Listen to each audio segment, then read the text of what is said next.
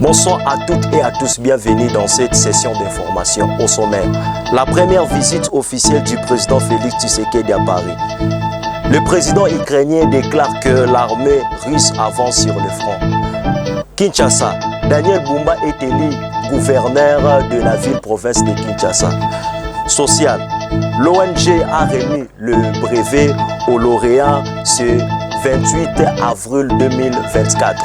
Vous aurez tous les détails durant cette édition.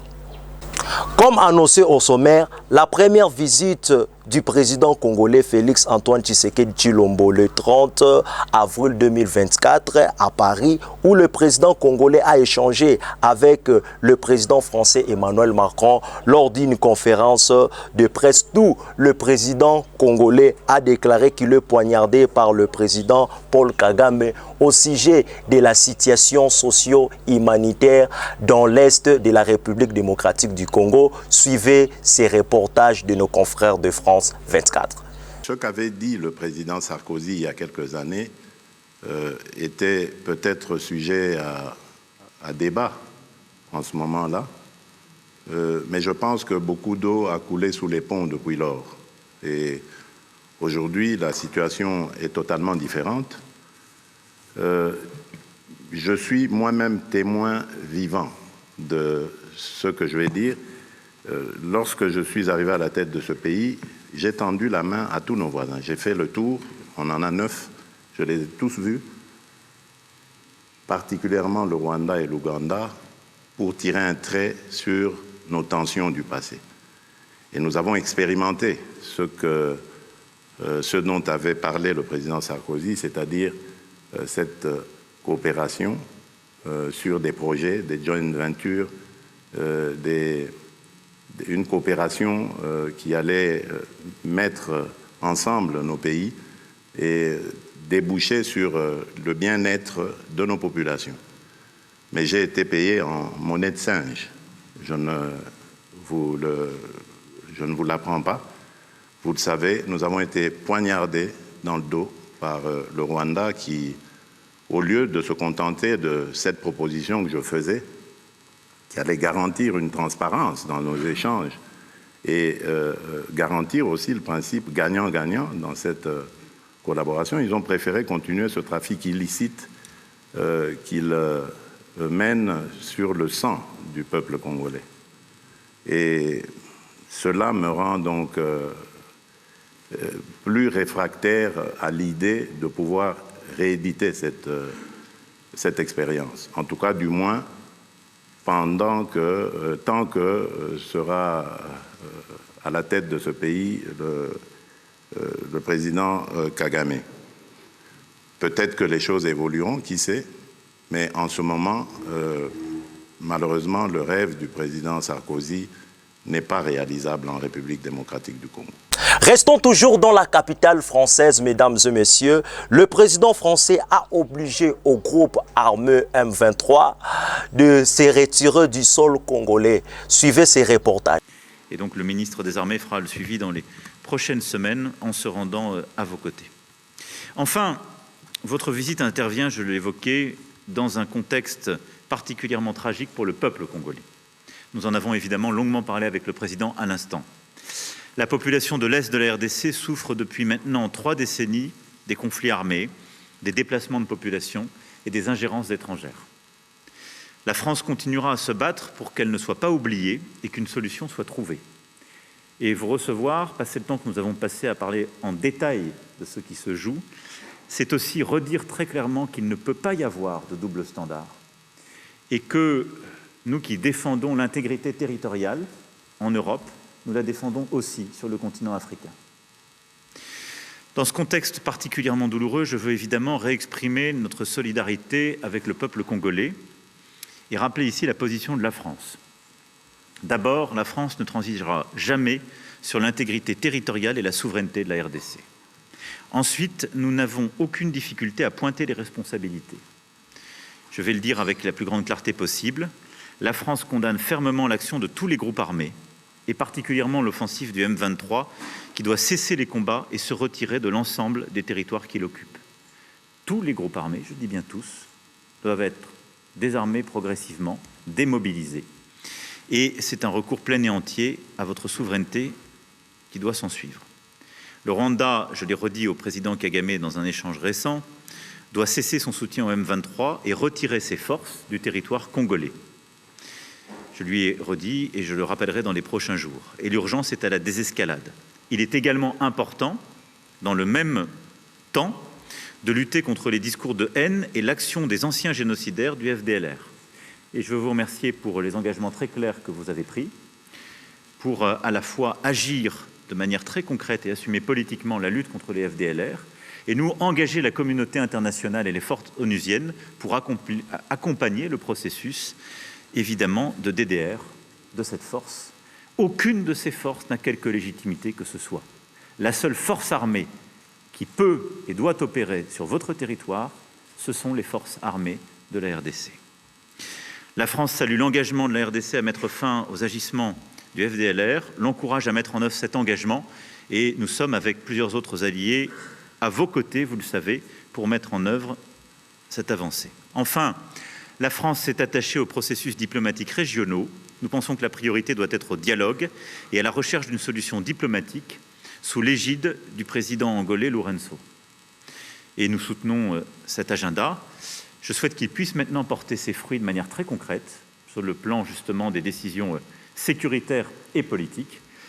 Et j'ai dit au président, nous allons très fortement l'appuyer, nous réengager, et je souhaite que d'ici à la fin de l'été, nous puissions avoir des initiatives pleinement conclusives pour sortir de la situation que vous connaissez depuis trop de temps. Voilà, Monsieur le Président, cher Félix, ce que je souhaitais dire aujourd'hui. Je tiens une nouvelle fois à saluer votre présence, qui est celle d'un ami, du président du plus grand pays francophone au monde, mais aussi du président d'un grand pays d'Afrique où se jouent beaucoup des questions sécuritaires, mais aussi beaucoup des questions de développement économique, naturel. Parlons à présent social. Madame Ornella Bahati, la coordonnatrice nationale de l'ONG des femmes congolaises debout, prononça le mot de circonstance à l'occasion de la remise de brevets aux lauréats après de multiples formations au centre de l'ONG FDC le 28 avril 2024. Suivez ces reportages de l'Espoir Télévision. Merci. Mesdames et messieurs, distingués invités, le monde veut la parité, l'égalité et la compétitivité. La gestion de l'humanité est inclusive et communautaire.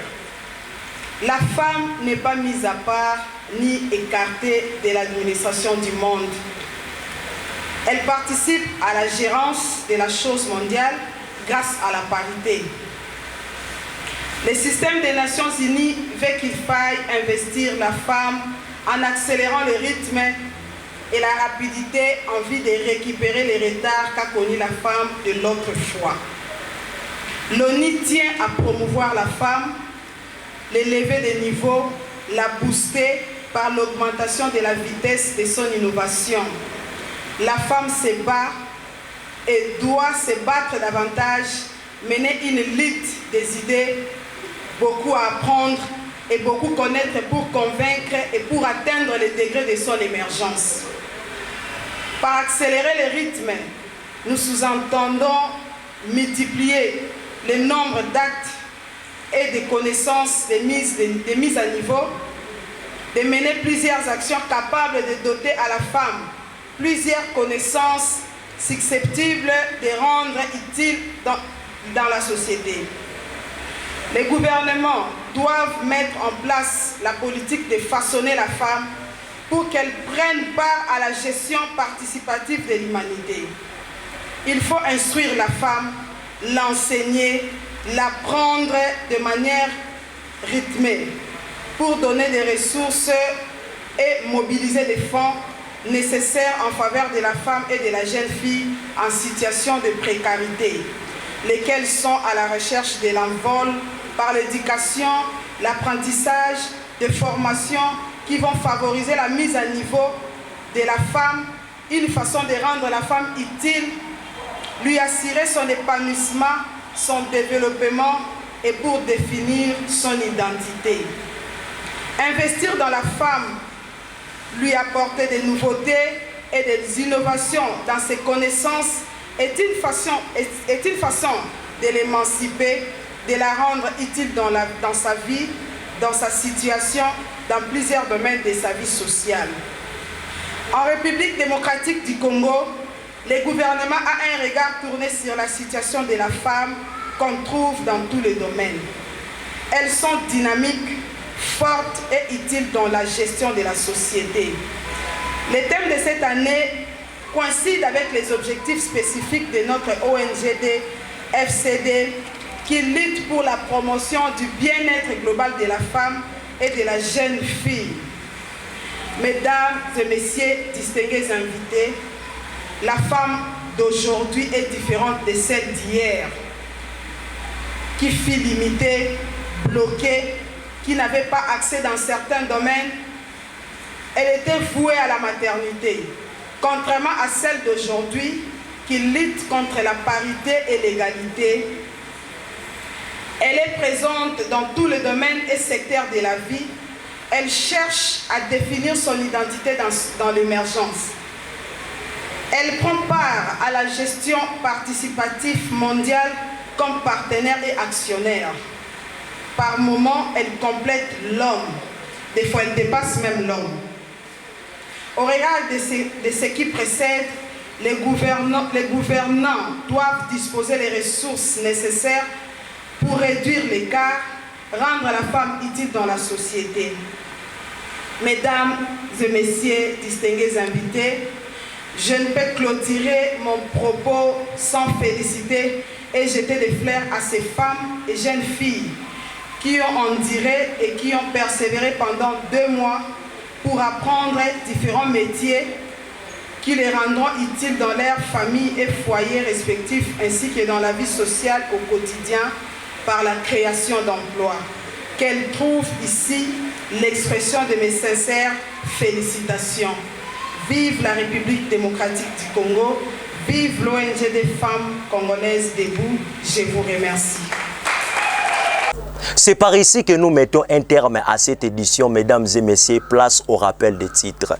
La première visite officielle du président Tshisekedi à Paris. Le président ukrainien déclare que l'armée russe avance sur le front. Kinshasa, Daniel Bumba est élu gouverneur de la ville-province de Kinshasa. Social, l'ONGD FDC a remis le brevet au lauréat ce 28 avril 2024. C'est par ici que nous mettons un terme à cette édition. Mesdames et messieurs, bonne suite des programmes sur Espoir Télévision.